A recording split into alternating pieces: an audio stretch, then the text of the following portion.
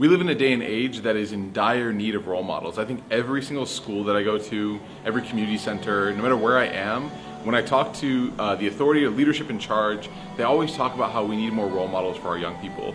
And I can think of no better role model than the Prophet Muhammad ﷺ, peace and blessing be upon him.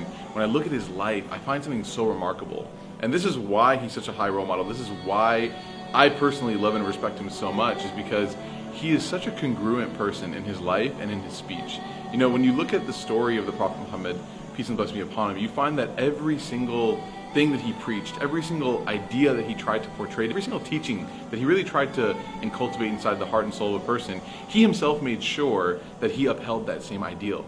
And what's interesting is that, you know, as you get closer to a person, you begin to become more privy to their flaws, their deficiencies. So if you ask like people who have met me once, they might say that I'm a really nice guy. Then you ask people who know me a little bit better, they might say, yeah, he's nice, but you should see he's kind of like lazy. As you get closer and closer like to family members, like my mom or my sister or my wife, they might have more criticism. Why? Because they know me better.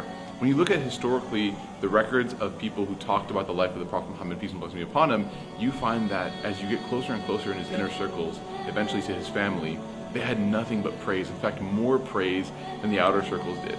That's such a remarkable characteristic. You really don't find that in history. In fact, with other historical figures, you might find that the more you learn about their personal lives, the more you start to get disenfranchised with their mission or their goal, right? Because you're like, wow, how could someone who has such a high ideal, such a high message and mission in life, how could they treat their close friends and companions like this, their family and friends like this?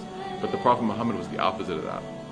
So in that alone, I find proof of him being a great role model. I look at how he treated his wife, his kids, his parents in certain ways, his companions, and I just find every single example is a way that I can better my life.